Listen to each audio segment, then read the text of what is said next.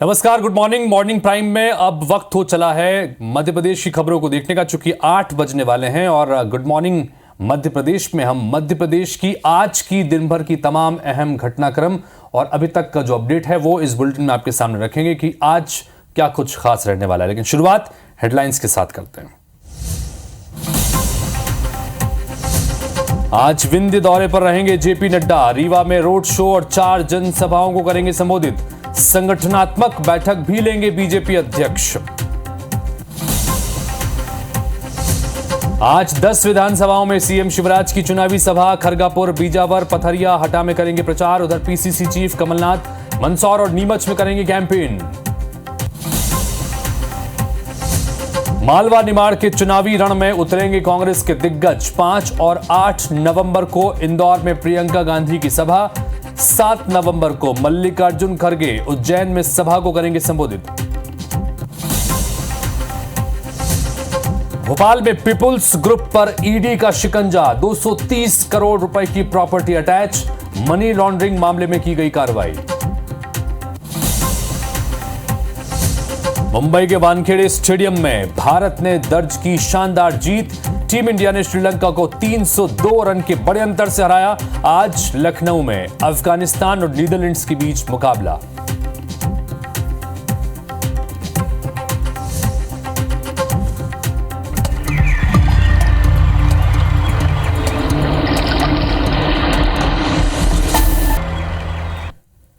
तो good morning Madhya Pradesh में ये थी हेडलाइंस। और हेडलाइंस के बाद अब देखते हैं खबरें विस्तार से। शुरुआत भोपाल से, जहां पर पीपुल्स ग्रुप पर ईडी ने शिकंजा कसा है। ग्रुप की 230 करोड़ रुपए की प्रॉपर्टी को अटैच किया गया है। पिछले महीने भी इस समूह के खिलाफ छापामार कार्रवाई की गई थी। ईडी ने मनी लॉन्ड्रिंग मामले में यह कार्रवाई की है। तो बता दें आपको कि ये बड़ी खबर आ रही है भोपाल से, जहां पर पीपुल्स ग्रुप पर ईडी ने इन्फोर्समेंट डायरेक्टरेट की तरफ से एक बड़ा कार्रवाई करते हुए उनके ऊपर ग्रुप की 230 करोड़ रुपए की प्रॉपर्टी को अटैच किया गया है। पिछले महीने भी समूह के खिलाफ छापामार कार्रवाई हुई थी, इसलिए इस कार्रवाई को अटैच कहा जा रहा है। ईडी ने मनी लॉन्ड्रिंग मामले में कार्रवाई की है। फोन लाइन पर हमारे सहयोगी ब्रिजेश जैन इस वक्त जुड़ रहे हैं, उनसे बात करते हैं। ब्रिजेश, ईडी ने एक बार फिर से पीपुल्स ग्रुप के अलग अलग ठिकानों पर कार्रवाई की है और क्या जानकारी इससे संबंधित निकल के आ रही है? किस तरह की अनियमितता का यह मामला है? देखिए, 2014 में व्यापम घोटाले में इस पूरे पीपुल्स ग्रुप का नाम सामने आया था और तब से ही लगातार जांच एजेंसियों के निशाने पर पीपुल्स ग्रुप है। भोपाल का ही नहीं, मध्य प्रदेश का जाना माना ग्रुप है। कई शहरों में इसके कॉलेजेस और अस्पताल और अन्य संस्थाएं जो हैं वो काम करती हैं।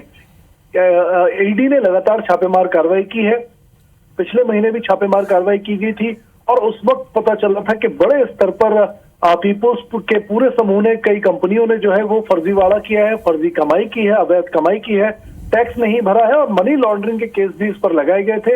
इसके बाद लगातार प्रॉपर्टी का असेसमेंट चल रहा था, कई खाते भी इनके खंगाले गए थे। पिछले 1 महीने से ईडी की लगातार कार्रवाई जारी थी और अब आखिरकार कल एक बार फिर से छापेमार कार्रवाई करते हुए 230 करोड़ रुपए की जो भोपाल में प्रॉपर्टी है, जिसमें पीपुल्स समूह के कॉलेजेस हैं और कुछ जमीन है, उनको अटैच किया गया है। और पीपुल्स ग्रुप जो है आगे भी कार्रवाई लगातार उसकी जारी है और भी प्रॉपर्टी का अटैचमेंट जो है वो आगे किया जा सकता है।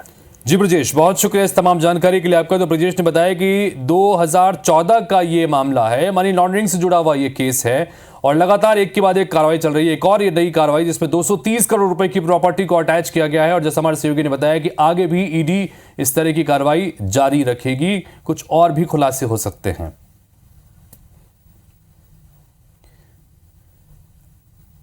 अगली खबर की तरफ बढ़ते हैं। इंदौर से खबर, जहां पर जीतू पटवारी के भाई नाना पटवारी को जेल हुई है। 2017 के किसान आंदोलन प्रकरण में स्थायी वारंटी थे नाना पटवारी। राजेंद्र नगर थाने में साथियों समेत पेश हुए नाना पटवारी। पुलिस ने गिरफ्तार कर लिया। नाना को कोर्ट में पेश किया गया। कोर्ट ने नाना पटवारी को जेल भेज दिया है। पुलिस कई दिनों से नाना पटवारी की तलाश कर रही थी। अंशुल मुकाती इस वक्त हमारे सहयोगी फोन लाइन पर जुड़ रहे हैं, उनसे बात करते हैं। अंशुल, चुनाव सर पर हैं और जीतू पटवारी महू से कांग्रेस पार्टी के एक बार फिर से उम्मीदवार हैं। नाना पटवारी, उनके भाई को जेल भेज दिया गया है। क्या कुछ खबरें निकल के आ रही हैं? जी बिल्कुल हितेश, आपको बता दूं कि किसान आंदोलन के दौरान दर्ज हत्या के प्रयास के 2 केस में स्थायी वारंट निकलने के बाद से ही राऊ से कांग्रेस प्रत्याशी जीतू पटवारी के भाई जो हैं, जिनका मुख्य नाम जो है कुलभूषण और नाना, ने राजेंद्र नगर थाने पर सरेंडर किया और पुलिस कई दिनों से जो है नाना पटवारी की तलाश जो है वो लगातार कर रही थी। और बताया जा रहा है कि नाना पर 2 ही नहीं 7 से अधिक अपराध जो है वो दर्ज है, जिसमें कि 2 गंभीर धाराओं के अपराध भी हैं, जिसमें कि स्थायी वारंट कोर्ट के द्वारा जो है नाना पटवारी का जारी किया गया था। और उसके बाद से जैसे ही आचार संहिता लगी उसके बाद से लगातार नाना पटवारी की जो तलाश है वो पुलिस के द्वारा की जा रही थी। हालांकि पुलिस की इसमें एक बड़ी लापरवाही अभी निकल करके आई है कि नाना पटवारी जो है खुद थाने में जाकर के पेश हुआ और उसके बाद पुलिस ने वहां से नाना की गिरफ्तारी ली है, जबकि पुलिस पिछले कई दिनों से नाना पटवारी और उनके साथियों को लगातार तलाश कर रही थी, लेकिन उसके बावजूद पुलिस को नाना पटवारी नहीं मिल रहा था। फिलहाल पुलिस ने नाना पटवारी और उसके साथी सचिन सेठ, अशोक कलेरिया और जितेंद्र तिंदोरी को गिरफ्तार करा है और कोर्ट में पेश करने के बाद इन सभी को जेल भेज दिया गया है। हालांकि यह भी बात निकल करके सामने आ रही है कि स्थायी वारंटी को लेकर पुलिस द्वारा सह आरोपियों की, इस पूरे मामले में 8 से अधिक आरोपी थे, इनकी गिरफ्तारियां की जा रही थी। और जब कुछ साथी गिरफ्तार हुए तो उसके बाद गिरफ्तारी के डर से नाना पटवारी जो है एक बार फिर कोर्ट में थाने पर जाकर के खुद पेश हो गए और खुद को पुलिस के हवाले कर दिया। अंशुल, इन सबके बीच में एक महत्वपूर्ण सवाल है। आपने बताया कि राऊ से प्रत्याशी हैं जीतू पटवारी और उनके भाई हैं, अब उन्हें जेल हुई है। आप बताने कि अलग अलग 7 से 8 प्रकरण थे, जिसमें कई में स्थायी वारंटी भी वो हैं। अब उन्होंने एक तरह से उनको फिर से गिरफ्तार कर लिया गया है, जेल भेज दिया गया है। चुनाव के संदर्भ में अंशुल आपसे जानना चाहेंगे कि ये किस तरह से खबर, क्या ये जीतू पटवारी के अभियान को प्रभावित कर सकती है? जी बिल्कुल, आपको बता दूं कि नाना पटवारी जो है जीतू पटवारी के सगे भाई हैं और कहीं ना कहीं चुनाव में बीजेपी के द्वारा यह पहले भी आरोप लगाए जा रहे थे कि नाना पटवारी जो है वो चुनाव प्रभावित कर सकते हैं। उनके ऊपर कई मामले दर्ज हैं, आपराधिक मामले दर्ज हैं। राजेंद्र नगर थाना जो कि राऊ विधानसभा के अंतर्गत आता है, वहां पर सबसे अधिक मामले दर्ज हैं। ऐसे में नाना पटवारी को जो है जल्द से जल्द गिरफ्तार किया जाना चाहिए, ऐसी बीजेपी के द्वारा लगातार मांग भी की जा रही थी। अब उसके बाद जिस तरह से नाना पटवारी को गिरफ्तार किया है, तो उसके बाद कहीं ना कहीं जीतू पटवारी का प्रचार अभियान जो है उस पर इसका जो है सीधा सीधा असर जरूर दिखाई देगा। हालांकि जीतू पटवारी लगातार ये कह रहे थे कि नाना पटवारी पर जो मामले दर्ज हैं वह किसान आंदोलन के समय के हैं, आंदोलन के समय नाना पटवारी पर यह पूरे मामले दर्ज हुए थे, लेकिन इसके अलावा भी कई अन्य मामले भी जो नाना पटवारी हैं उनके ऊपर दर्ज है। और इससे पहले भी नाना पटवारी एक पुलिसकर्मी को धमकाने के मामले में भी सामने आ चुके हैं। उनका वीडियो भी सोशल मीडिया पर वायरल हुआ था। जब कांग्रेस की सरकार थी तब नाना पटवारी ने एक पुलिसकर्मी को धमकाया था। तो कहीं ना कहीं पूरा चुनाव प्रचार जो है जीतू पटवारी का, तो कुल मिलाकर ये महत्वपूर्ण घटनाक्रम है। अंशुल, बहुत बहुत शुक्रिया इस तमाम जानकारी के लिए आपका। राऊ से प्रत्याशी हैं जीतू पटवारी और उनके भाई नाना पटवारी को इस वक्त गिरफ्तार किया गया है, उन्हें जेल भेज दिया गया है। किसान आंदोलन से जुड़ा एक मामला था जिसमें स्थायी वारंटी थे नाना पटवारी। इससे अलावा भी कई और केसेस भी उनके ऊपर चल रहे हैं। तो ये एक बड़ा घटनाक्रम इस वक्त इंदौर से आपके सामने रखा। और अब आपको बताते हैं कि मध्य प्रदेश के चुनावी रण में कौन कौन नेता कहां कहां आज दौरा करने वाले हैं। तो ये स्क्रीन पर आप देखिए, 3 बड़े नेताओं का हम जिक्र कर रहे हैं। बीजेपी के राष्ट्रीय अध्यक्ष हैं जेपी नड्डा, त्योंथर, सिरमौर, सेमरिया और रीवा में चुनावी सभा को ये संबोधित करेंगे। इधर मुख्यमंत्री शिवराज सिंह चौहान आज शाम 6 बजे से रात 10 बजे तक जबलपुर में रोड शो करेंगे और सभाओं का आयोजन भी होगा। मध्य प्रदेश के पूर्व मुख्यमंत्री और पीसीसी चीफ कमलनाथ आज मंदसौर और नीमच में चुनाव प्रचार करेंगे। वे कांग्रेस प्रत्याशियों के लिए वोट मांगते नजर आएंगे।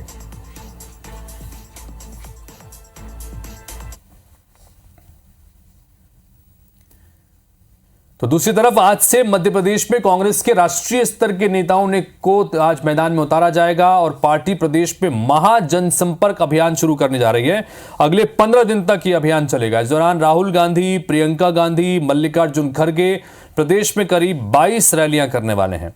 भोपाल में कांग्रेस की राष्ट्रीय प्रवक्ता सुप्रिया श्रीनेत ने बताया कि शुक्रवार से कांग्रेस का महाजनसंपर्क अभियान शुरू होगा।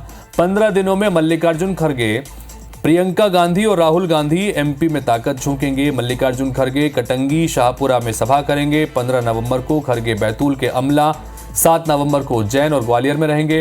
राहुल गांधी विदिशा, राजनगर, खजुराहो में चुनाव प्रचार करेंगे। 9 नवंबर को राहुल गांधी अशोकनगर पहुंचेंगे। तो जबलपुर ईस्ट और वेस्ट में भी पदयात्रा का भी उनका कार्यक्रम रखा गया है। 10 नवंबर को सतना में राहुल गांधी रहेंगे, चुनावी सभा करेंगे। 13 नवंबर को राहुल गांधी टिमरनी, उदयपुर, इकबाल नगर पहुंचेंगे और भोपाल में पदयात्रा करते नजर आएंगे। तो 14 नवंबर को राहुल गांधी विदिशा, राजनगर, खजुराहो में चुनाव प्रचार करेंगे। 5 नवंबर को प्रियंका गांधी कुक्षी और इंदौर में 5 जनसभा वो करेंगी। 15 नवंबर को एक बार फिर से वो पहुंचेंगी और दतिया चुनावी सभा को संबोधित करेंगी। 15 नवंबर चुनाव प्रचार का आखिरी दिन है। इसी दिन शाम 5 बजे चुनाव प्रचार पूरी तरह से थम जाएगा और 17 तारीख को मतदान होगा।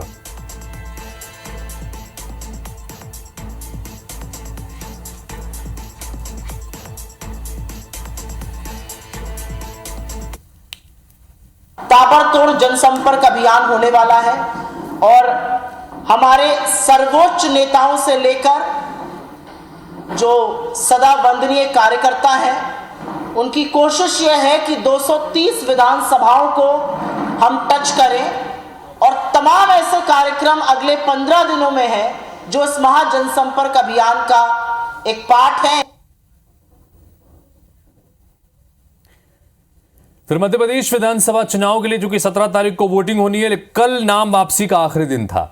और बता दें सिलसिलेवार तरीके से कि किस दिग्गज बागी ने नाम आखिरी दिन वापस ले लिया और कौन डटा रहा। सबसे पहले खंडवा की बात करते हैं। खंडवा में बीजेपी को राहत मिली है। मांधाता विधानसभा से संतोष राठौड़ ने अपना नाम वापस ले लिया है, लेकिन बुरहानपुर से हर्षवर्धन सिंह चौहान, जो नंद कुमार सिंह चौहान बीजेपी के पूर्व प्रदेश अध्यक्ष के बेटे हैं, वो नहीं मान पाए, उन्हें वो चुनाव लड़ेंगे। इधर कटनी में भाजपा के बागी पूर्व विधायक मोती कश्यप ने अपना नामांकन वापस ले लिया है। वहीं विजय ज्योति दीक्षित को भाजपा नेता नहीं मना पाए हैं। जबलपुर में उत्तर सीट पर भाजपा के बड़े बागी कमलेश अग्रवाल ने अपना नामांकन वापस ले लिया। मंडला में भी भाजपा बागी पूर्व विधायक शिवराज शाह को मनाने में कामयाब रही।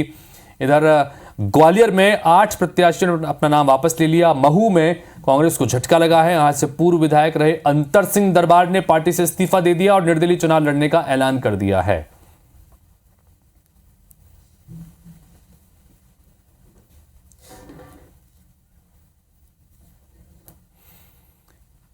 तो पूर्व केंद्रीय मंत्री रविशंकर प्रसाद ने जबलपुर में कांग्रेस पर जमकर निशाना साधा। रविशंकर प्रसाद ने कहा कि प्रदेश में कांग्रेस के अंदर कुर्ता फाड़ राजनीति चल रही है। राहुल गांधी को अपनी मोहब्बत की दुकान प्रदेश में लगानी चाहिए, जिससे वे कांग्रेस नेताओं के फटे हुए कपड़े रफू करा सकें। वहीं भोपाल में मध्य प्रदेश कांग्रेस के उपाध्यक्ष भूपेंद्र गुप्ता ने बीजेपी नेताओं पर झूठ बोलने का आरोप लगाया। भूपेंद्र गुप्ता ने कहा कि बीजेपी नेता चुनावी दौर में रोज झूठ बोल रहे हैं। सीएम शिवराज बोल रहे हैं कि प्रदेश में किसानों का कर्जा माफ नहीं हुआ। प्रदेश सरकार ने खुद कई योजनाओं को बंद किया है।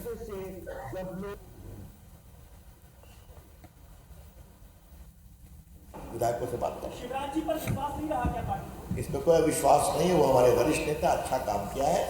ये हमारे संगठन की प्रक्रिया का सवाल है। कुर्ता फाड़ राजनीति तो मध्य प्रदेश में देखा, ये तो यहाँ की भाषा नहीं थी ना। जाओ उनको कुर्ते फाड़ो। कांग्रेस पार्टी में बिखराव है, कांग्रेस पार्टी में विभाजन है। अभी जय वीरू उधर से ही आया है। हाँ, तो अगर ये शोले के संबंध में है तो मैं एक ही बात कहूंगा, जय वीरू की कहानी शुरू कैसे होती है शोले में, उसको भी लोग देख लें तो अच्छा रहे। कमलनाथ जी की सरकार ने 3600 लोगों के एक दस्ते को तीर्थ दर्शन योजना पर भेजा है। ये सारे काम करने के बाद एक संवैधानिक पद पर बैठा हुआ व्यक्ति रोज झूठ बोल रहा है और जनता को गुमराह कर रहा है, भ्रम फैला रहा है। फिर मध्य प्रदेश में भाजपा के स्टार प्रचारकों ने मोर्चा संभाल लिया है। भाजपा एक बार फिर से चुनाव हिंदुत्व की तरफ ले जाती नजर आ रही है। गुरुवार को दतिया के लोधी बाहुल्य बसई क्षेत्र में केंद्रीय मंत्री प्रहलाद पटेल और गृह मंत्री नरोत्तम मिश्र ने वीरांगना अवंती बाई की प्रतिमा पर माल्यार्पण किया और जनसभा को संबोधित किया। केंद्रीय मंत्री प्रहलाद पटेल, जो कि नरसिंहपुर से प्रत्याशी भी बनाए गए, उन्होंने अपने भाषणों की शुरुआत जय श्री राम से की। उन्होंने कांग्रेस पर निशाना साधते हुए कहा कि लोधी समाज के आराध्य भगवान राम हैं और हम राम को मानने वाले लोगों के साथ हैं। एक तरफ राम को काल्पनिक बताने वाले लोग हैं। एक कांग्रेस के प्रधानमंत्री का जो ये लिख कर देता है कि हम राम के अस्तित्व को नहीं मानते। दूसरे हमारे प्रधानमंत्री हैं, 4 दिन पहले उन्होंने ट्वीट करके लिखा, राम जन्मभूमि न्यास ने मुझे आमंत्रण दिया है। मैं सौभाग्यशाली हूँ कि 22 तारीख पर रामलला की प्राण प्रतिष्ठा के शुभ अवसर पर वहाँ उपस्थित हूँ। गरीब कल्याण, महिला सशक्तिकरण और आने वाले 25 साल में भारत को सर्वोच्च दुनिया में देश बनाना और मध्य प्रदेश को भारत में नंबर 1 का राज्य बनाना, यही हमारा। भिंड से खबर मिल रही जहां पर आरक्षक के साथ मारपीट की गई है। आरक्षक की वर्दी फाड़ दी गई। दूसरे आरक्षक पर मारपीट का आरोप है। शराब पीने से रोकने को लेकर यह विवाद हुआ था।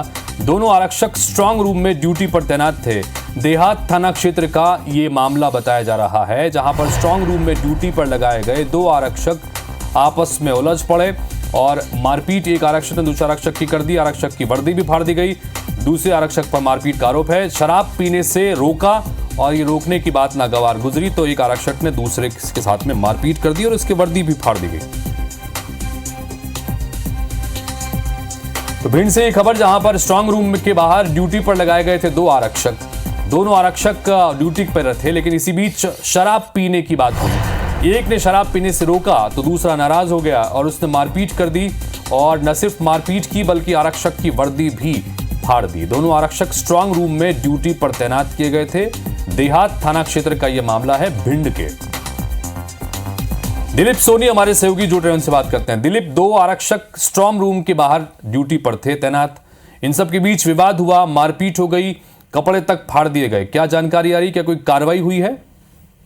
देखिए, मैं आपको बता दूं, जो घटना बीती रात की है। बताया जा रहा है कि जो एक आरक्षक है, दो आरक्षक है, वो जो स्ट्रांग रूम है वहां पर बाहर तैनात थे और इसी दौरान एक जो दूसरा जो आरक्षक है वो शराब के नशे में धुत होकर वो स्ट्रांग रूम के अंदर घुस आया था। उसी को लेकर विवाद हुआ। विवाद इतना बड़ा कि एक दूसरे के साथ मारपीट हुई। मारपीट के दौरान जो आरक्षक है उसकी वर्दी तक भी उसकी फाड़ दी गई और उसके बाद घटना के बाद जो पीड़ित जो आरक्षक है कोतवाल जो देहात थाना पहुंचा है, लेकिन पुलिस ने अभी तक इस पर कोई एफआईआर दर्ज नहीं की है। पुलिस का कहना है कि जो अधिकारी है, जो वरिष्ठ अधिकारी है, उनका जो पूरे मामले को दबाने का प्रयास कर रहे हैं और उनका ये कहना है कि हमारा जो आपसी जो निजी मामला है उस पर हम देखेंगे और इसकी जो कार्रवाई होगी वो की जाएगी।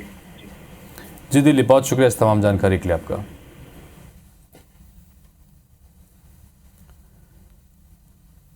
भोपाल से भी खबर आई जहां पर कांग्रेस का प्रचार कर रही महिलाओं पर हमला हुआ। अन्य महिलाओं ने दरअसल इनके ऊपर हमला कर दिया। महिलाओं बताएं कि मनोज शुक्ला की पत्नी और उनकी बहन कांग्रेस के लिए प्रचार कर रही थी और इस दौरान प्रचार के लिए पहुंची और आपस में महिलाएं उलझ गई। एक महिला को ईंट से मारने तक की यहां पर कोशिश की गई है। महिलाओं के साथ मारपीट करने का ये वीडियो सामने आया है। अशोका गार्डन थाना क्षेत्र का ये मामला बताया जा रहा है।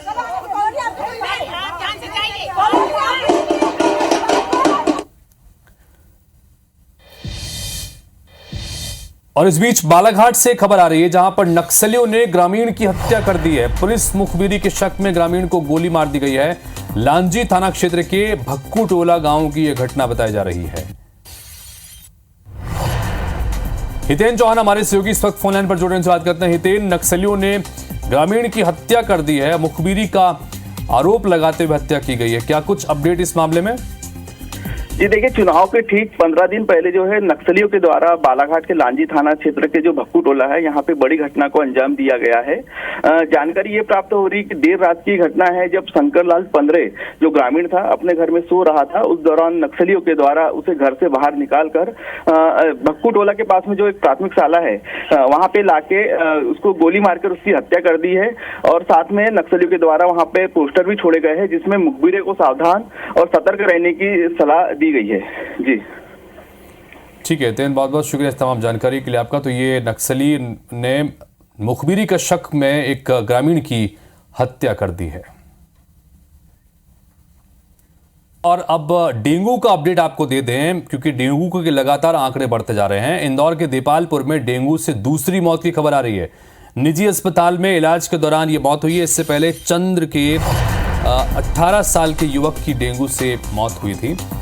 पिछले 24 घंटे में डेंगू के 4 नए मरीज मिले हैं। 386 तक अब कुल मरीजों का आंकड़ा पहुंच चुका है। इधर ग्वालियर में भी मामले बढ़ने की खबर आ रही है। निहारिका हमारी सहयोगी इस वक्त फोन लाइन पर जुड़े उनसे बात करते हैं। निहारिका, लगातार इंदौर और उसके आसपास डेंगू के मामले बढ़ते जा रहे हैं। दूसरी मौत की खबर आ रही है, क्या जानकारी?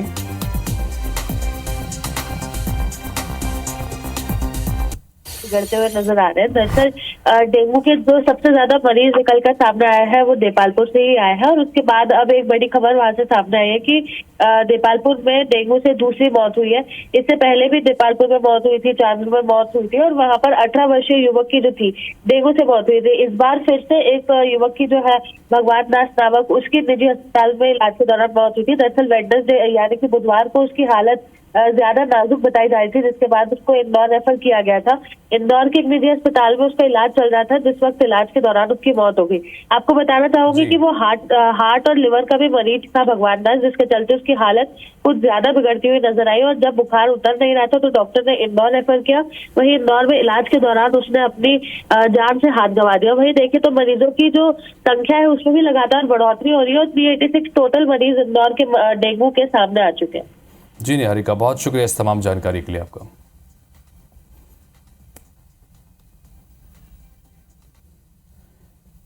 तो इसी के साथ फिलहाल गुड मॉर्निंग मध्य प्रदेश में इतना ही। खबरें अपडेट्स का सिलसिला आगे भी लगातार जारी रहेगा। आगे देखिए गुड मॉर्निंग छत्तीसगढ़ मेरी सहयोगी रचना नितेश के साथ। नमस्कार।